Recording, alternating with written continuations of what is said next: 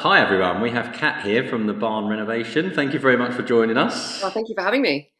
No, amazing. We've been following you for some time, and could you tell us a little bit about your property and what you've been up to? Okay, so I bought the house that we currently live in about 10 years ago. It's a barn conversion. It was originally, the bottom half is Victorian, and then in the 1980s, it was converted into a home by raising the roof. So it's sort of a home of two parts. And we've lived here for 10 years. We actually lived just up the road before then. So we've lived in the same village for probably 13 years now.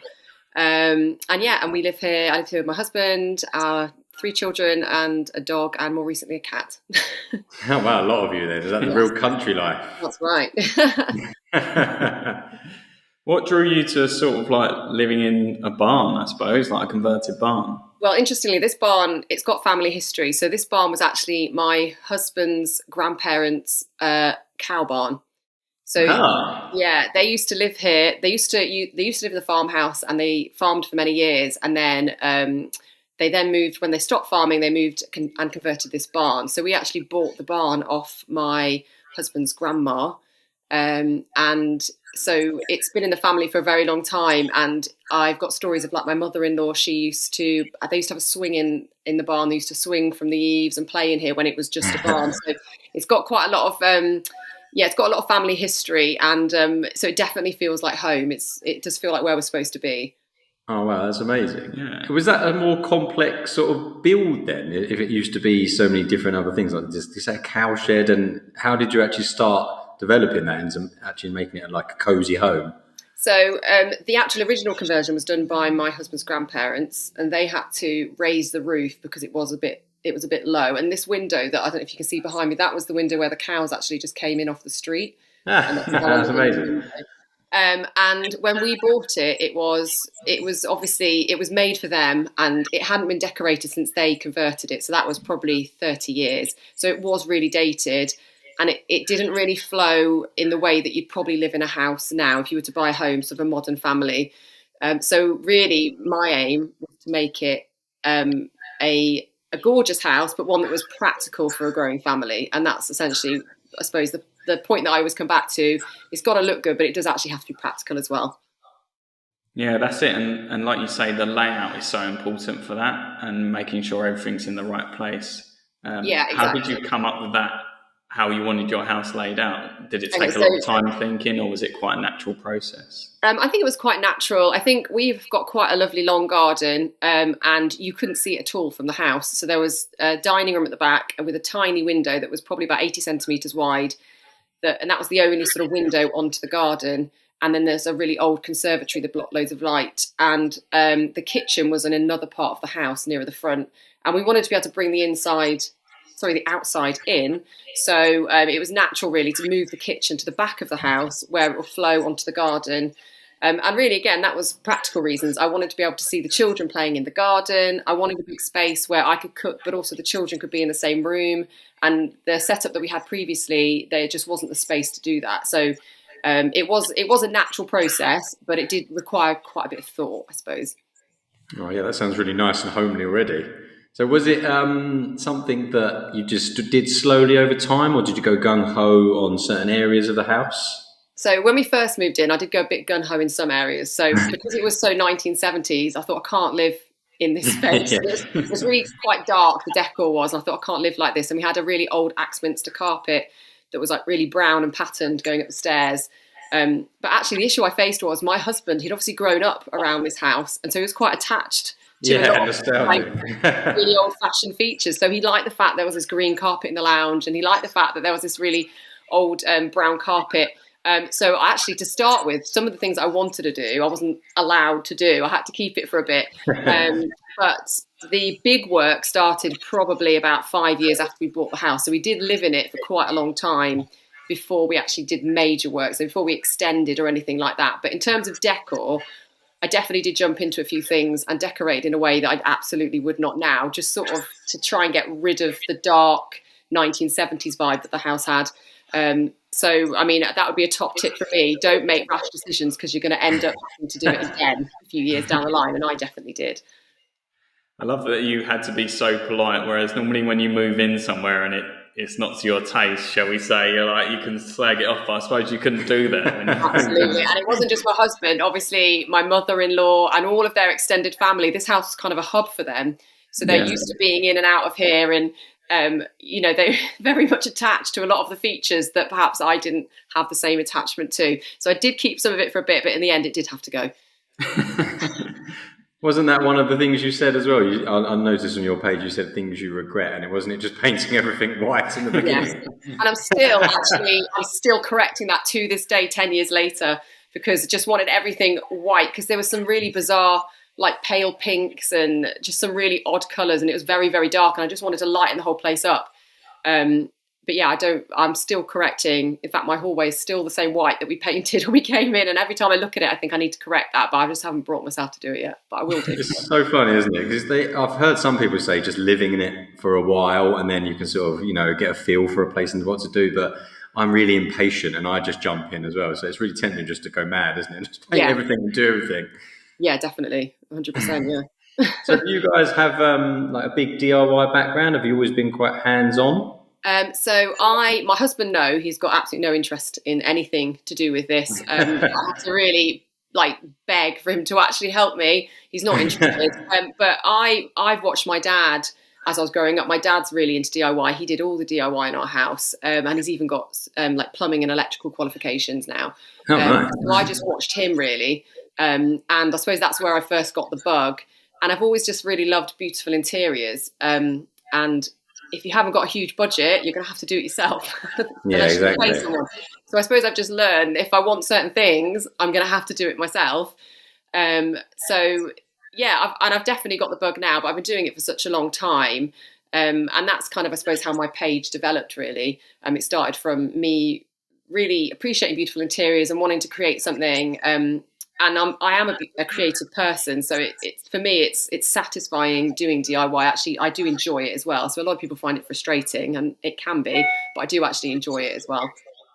Nice. Yeah, I was going to say, do you have a creative background, or is this something like how you get your creative flair out? Yeah, I mean, I used to be a musician, and that was where I got my sort of creativity out. But so after I got older, I suppose I've just fallen into DIY, but it's definitely something I've learned about myself, is that I have to be doing something creative in order to feel, I suppose, complete and happy in my life. It's definitely a part of who I am, for sure. Yeah. Oh, that's cool. And did you tap up your dad for the plumbing and electrical knowledge? Because that's really useful. They're the ones that people don't want to touch. Yeah. I mean, he's a bit older now, so I don't tend to ask him to do so much, but he's the first person that I will message and be like, how would you do this? Or what would you do? And I wouldn't say he always gives me the best advice. Obviously, he's not professional, and we don't always agree 100%, but he's definitely the person I always go to. How would you do this? And he's sort of now got into woodwork and things, so I keep giving him little projects that he can work on for the house as well. So, yeah, it's good to have someone in your family that is hands-on, definitely can help you out. Yeah, that's so helpful, isn't it? And is this your first renovation, or did you do one before this? So it's our first major renovation. We moved, as I said, we lived up the road prior to buying this house, and that was really cosmetics. It was just sort of decorative. So that was when I suppose I learned how to wallpaper and learned about different types of paint and things like that. But yeah, in terms of actually major DIY, it would be in this house, yeah. Oh, nice. And do you have like a favourite room you've really transformed, or a favourite spot? And in those sort of country homes, there's always like little nooks or window seats or something that are usually often so nice. Yeah, I mean, I've got loads, to be honest. I mean, in one of our bedrooms, we've got a little porthole window that's really unique that I love. I mean, my favourite room is definitely the kitchen, and actually, that's where we pretty much spend all our time. We renovated this house and we put this extension on, thinking or making the house bigger, but actually, we all just stay in one single room now. We don't really, you never use the living room really. So we're just basically only in the kitchen, because it's really transformed how we live in the house. Because we can all stay, it's big enough that everyone could be in the same room, we can cook, we've got living space, we've got dining space, and I've heard lots of estate agents say that that's not how people live anymore, they're going back to dining rooms, but I fundamentally do disagree with that. I think if you've got a family, having that big open space is so important and allows everyone to connect in a way as well. I don't know what it was like when you were growing up, but I was, suppose, a bedroom child. So why everyone seemed to be in the bedroom, didn't they? They were like played in it. Yeah. 100% my kids never ever go in their bedrooms. They're always downstairs. So now we've got this big space where we can all exist, together. And they can do their own thing a bit, but we can still, see each other. So it's Oh, nice. that's really nice. Yeah, that's Yeah. kind of what I think most people want in their lives. I don't really want my little girl now, when she's older, to be like cooped up in her room like I was. But Yeah, I suppose exactly. we did play in the garden a bit as well. That's what you Yes, sort of want, especially when you're living in the country. It seems much nicer. definitely. Yeah. So how did you? How did the timeline go with your renovation? Have you been doing it for a long time? Has it been quite staggered, or has it been a Yeah, quick so one? I think we started about 10 years ago. The major work started about 5 years ago. But it's still ongoing because obviously there's not an endless pit of money. So it's just as and Yeah. when, and something will crop up and we think, oh, we better do that first before we can do this. So I've got an ensuite upstairs that's never been touched. I think I put a vinyl floor down a few years ago because I couldn't bear to look at the cork tiles. But it's pretty much as it was. And every year I think, oh, I need to do that. I need to do that. But then something else pops up and you end up not doing it. So, yeah, it's still ongoing and it probably will be for a long while. At the moment, we're splitting one bedroom into two. So that is taking up all my time and energy because I'm somehow got myself into decorating two bedrooms at the same time. But yeah, there's a long list still of stuff that needs to do. And it's an old house. So there's things crop up that you weren't expecting. So yeah, we're 10 years in and we're probably going to be here for I don't think we'll ever be finished because I think as soon as I think I'm finished, I'll start again, to be honest. So, Well, that's exactly it, isn't it? You're like, yeah, oh, I'm done now. Right, what was the first room we did, and then exactly. you start Yeah, exactly. again. It's funny you mentioned the bedrooms because I saw that bed you did Yeah. for the kids, and that looked amazing. How did you come up with that concept? Yeah, I think I saw something similar probably on Instagram, and it's an IKEA. I think they're called a Cura bed, and they're interesting because you can turn them. They can work both ways. They can be upside down or the other way around. And I decided to turn it into a bunk bed because they wanted a bunk bed, and I thought, well, I'm not just going to buy one. That wouldn't be me. So I bought this Cura bed, and then I bought loads of wooden slats, and they wanted to make it a bit more like a den. So I sort of covered it in these wooden slats to make it look a bit more like a den. Yes, and it was a really cheap DIY project. And it was really easy to do, and the kids love it. Yeah. Oh, that's so cool. So what do you think has been your sort of favourite thing you've done so far? Would it just be that kitchen because you said it's just like your family living, or is there like another space that you just really, really love to be in? I've recently also done our bedroom because what we've done is had to move all the bedrooms around in order to split this big bedroom into two. So I've moved our bedroom into another room, and so I've renovated that. And again, that was done probably too quickly. I didn't think it through when I originally did it. And it wasn't very calming. It had like a really busy wallpaper. And now I've made it like a really calm space. And something that's interesting about this house, despite it being a barn, we've got no character beams or anything like that. So when they converted it, they didn't keep any of the original beams, which I think is outrageous, but they didn't. Yeah. So I've been trying to create ways that I can give it that character back. And you can get companies that will come and plaster on fake beams, but you're talking a lot of money for something that you can probably do yourself. So I've been using paint packs to make it look more like a beam, really. And because you've got lots of sort of plasterboard beams, and I've been going through the house making them look more like old-fashioned wood. And I was surprised at how well it looks. Actually, I saw them on the internet. I thought they're going to look a bit dodgy. They're not going to look very good, but actually they do look quite good. So it's just I use French chic paint and then wax over the top.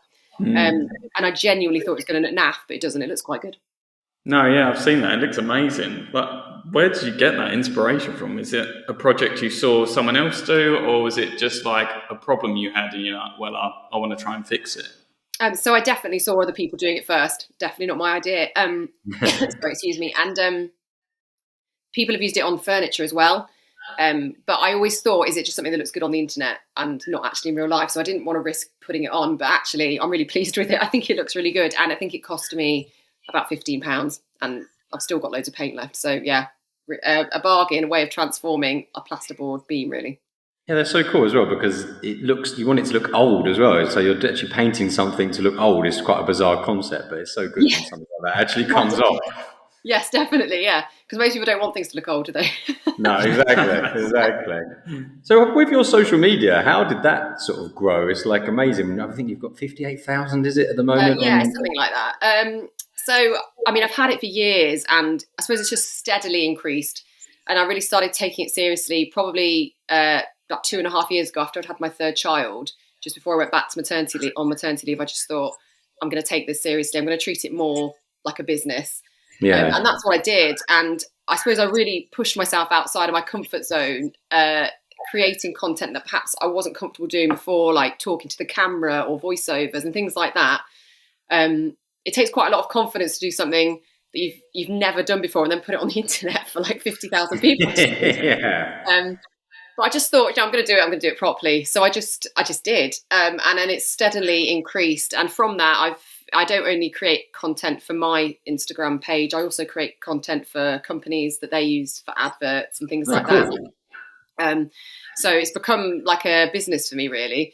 And I really appreciate that I can do it whilst being at home with my children. And also, it centres around something that I really enjoy doing. And that's not to say it's not stressful at times, because it can be. And I know that sounds ridiculous. People thinking, oh, how can, being a content creator is stressful? But it can be. You still have scripts to write and deadlines and people saying they want this and they want that and they want you to change things. And you have to wear a lot of hats, like editing. But I am really grateful that I've managed to do that for myself and for my family. And it's a creative outlet for me. Yeah, it's also really, really time consuming, isn't it? I Yes. mean, I've done some things in the past where they'll just say, "Oh, thanks for version one. Can you just make this slight 10-second edit?" And it Yes. literally, like the whole like reel or whatever it is, can just change and all go out of sync, and it can honestly Oh God. take like a couple of hours just to add a 10-second Yeah. clip in, unless I I'm find that. completely useless. Yes, I find that really frustrating. They'll say, "Can you just remove that clip?" And it's like half a second. You're like, right Yeah, now. yeah, So I have to redo everything else for that half a second. And you do get some really interesting comments from brands. I remember I did one. I won't mention them because I'm still working with them. They're great, but they want me to advertise something, but they don't really want me to mention the product that I'm advertising. I wrote the script and they were like, "That is great, but what we want you to do is take all of the stuff out about the product. We don't want you to mention it." I was like, "But how do you advertise your product then?" So yeah, you have to have a well, sense. that's like there's subtle, and then there's that. That's just farcical. Yeah, so I mean that'll be interesting. I'm not sure how I'm going to pull that off, but we'll see. I've literally had two like that. I've had one where they said, I actually agreed with them though. They were like, don't overkill it because people, they know it's an advert and they're going to be a bit bored by it. But then I had the opposite where they were like, we want you to mention like 1,000 different things about this thing and even read off like a list of colours. So I had to read off like 9 different colours. It would be like apricot cream. And it just sounded so stupid. Yeah. But I guess you just got to listen to what they say. I know there's definitely, some brands definitely get it wrong. There's like a middle ground between being, really adverty and also not mentioning your product at all. I don't think they always get it right, but like you say, you have to go with what they want ultimately. That's it. And I suppose if they're choosing someone like you, then they should kind of leave it more in your hands so it feels a bit more natural and it flows with everything you do, because obviously you've got a lot of followers that come to see your content the way it's filmed. So to kind of take that out of it is a bit crazy. Yeah, and I find that frustrating sometimes. And I do sometimes try and not convince, but I do try and suggest that I want things to be a certain way because obviously it doesn't seem very sincere. And actually what I found is the bigger brands tend to be more hands-off and they tend to sort of let you get on with it and perhaps do it your own way, whereas the smaller brands can be slightly more prescriptive about what they want. But ultimately, it's their product. They've got to they're deciding how it goes out into the world. So you have to let them do what they want, but also it has to sort of reflect you as a brand as well. So I don't take all the things I'm offered if it's not going to sit right within my page. And equally, if I don't, even if it's not for me, if it's for their own advert, I get offered things. And if I don't feel comfortable with the product or I don't think I can do a very good job, I won't take the work on, because if it's got to be me really, otherwise I don't take it on. Yeah, I totally agree. I got offered a VPN the other day, and I was like, I don't even really know what that is. It's like, I would love to get you to explain to me what that is. But your page has always been really transparent. I always tend to follow people that are really transparent with costs, and not just costs, but how not to do things or things that Yeah. have gone wrong. Yeah. I think you put, obviously I said about the white paint, but was it like you didn't like sort of put a budget for your garden and things like that? Was that something you like doing, and you've got a lot of feedback from people saying that it's really helping them?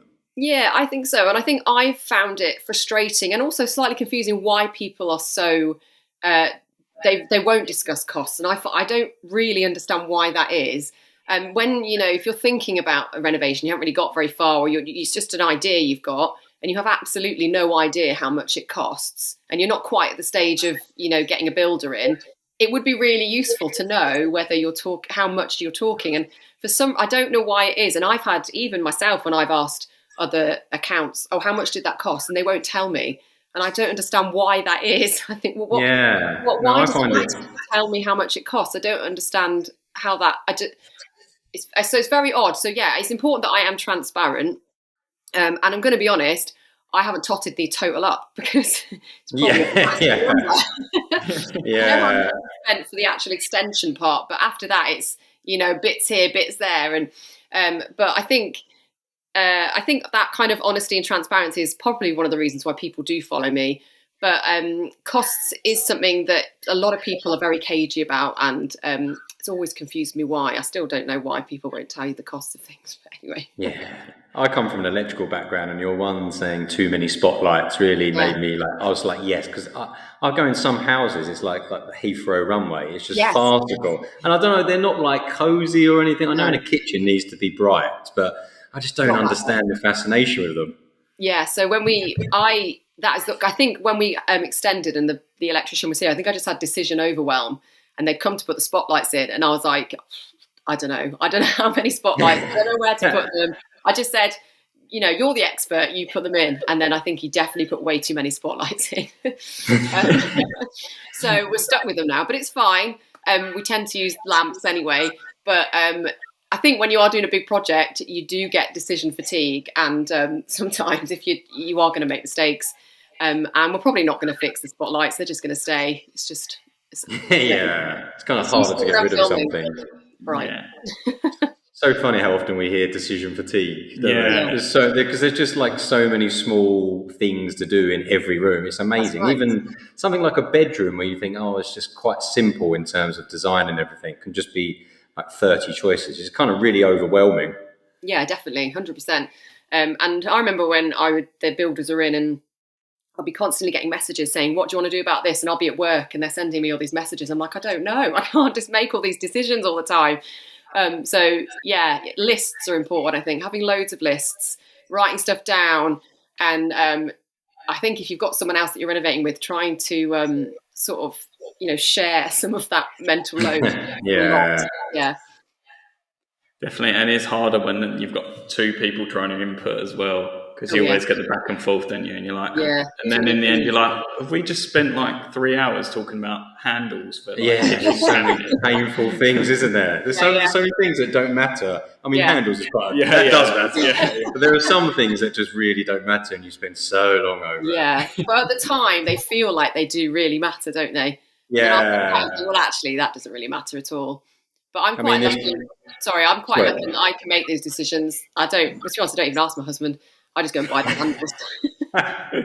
That's what I was just about to say. I'm saying, this isn't a marriage podcast, but have you actually had any fallouts over it just to get some juicy gossip? But maybe he just stays out of the way. He completely stays out of the way. He genuinely, I mean, I said I'm renovating those 2 bedrooms. He has absolutely no idea what's going on in there. Every day he's a surprise. I don't even think he's really been in there. He's not bothered. He genuinely doesn't care. The only thing I sometimes ask of him is if I've got loads of stuff outside, like a floor coming, that he might help me bring it inside. Otherwise, he just needs to stay out of the way. And he generally likes what I've done, and I don't think he'd dare say otherwise, to be honest. That sounds perfect then. Yeah, exactly. Cool. I was just going to say, I love the image of your husband just coming home and just something being completely different. He's like, what is happening? It's like an extension on the side. Well, you joke, but actually, generally, when he does come home, there's something that I've done. And he's like, he doesn't notice. I don't tell him. I just wait for him to notice. So I put like a cat flap. I cut a hole in the door and put a cat flapping a few weeks ago, and I didn't tell him I was doing it. I was just leaving a cat flap. I'm going to put a hole in the door. He didn't notice for about 2 weeks. I was like, how are you getting in and out? Oh, I put a hole in the door. So funny how some people don't take an interest. Because when I was renovating my house, my mum and dad were like coming over. My dad was just coming to basically help me, like lift in plasterboard sheets and stuff.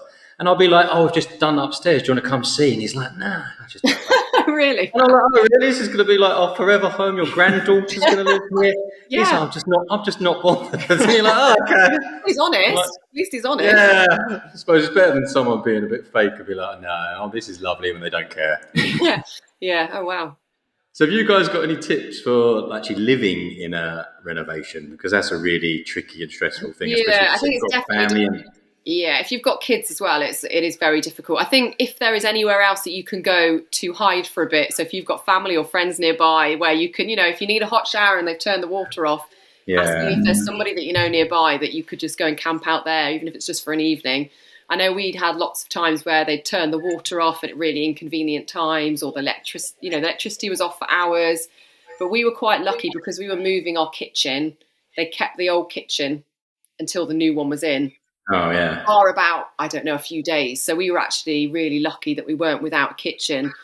But it was hard, the dust, having people come in and out of the house all the time when you've got little kids, and having things lying about that perhaps aren't really very safe for young children as well. But you just have to be quite resilient, and you just have to think it's not for a very long time, and good communication with the builders that are doing the work. If they're going to turn something off for a prolonged period of time, they're going to have to give you a bit of notice, things like that. But yeah, having somewhere to go nearby that you can, get away from all the chaos, even if it's just for a few hours, would be a top tip, I think, if that's possible. Yeah, and I saw one of your posts and it really rung true about your kids helping. Oh my Because God. my 2-year-old just constantly, I'll be trying to do something, they'll just turn up with this like little toy drill and he'll just start trying to drill away. Yeah. This is a toy drill. Yeah, exactly. Yeah, I had that yesterday with my 2-year-old. I was trying to paint the wall, and she'd found a wallpaper roller and was trying to stick the wallpaper roller into the paint and was like, "I want to help." And I was like, "But it's not helpful, is it?" It's so annoying because you want them to be enthusiastic and you actually want them to take an interest, but actually you're like, oh, you're actually slowing everything down. I just want to finish it, actually. I just want it done. Yeah, bless them. But then I'm trying to remind myself that I got into DIY because I watched my dad. So I do like them having an interest, but sometimes it is quite frustrating. Yeah, and you've DIY'd so much. I was looking yesterday on your page, but is there actually anything where you were just like, well, we're going to splurge on one thing and this is going to be our thing and we don't care, and anything you've gone for? Yeah, the thing that I think probably had the biggest impact that was expensive was all the glass that we had put in the kitchen. So the bifold doors and the lantern roof, because before it was so dark. And now obviously it's just flooded with light, and we can now see the garden. So the garden is now sort of part of the house. And prior to that, we didn't really use the garden. We just sort of looked at it and walked through it, but we never went in it really. But now it's definitely part of the house. So yeah, I think that was a lot of money was all the glass that we had in, but it was definitely worth it. It's transformed the space. It wouldn't be the same without. If we just put like a little door in, it wouldn't have been have the same impact. So I think it's definitely one of the best things we've done.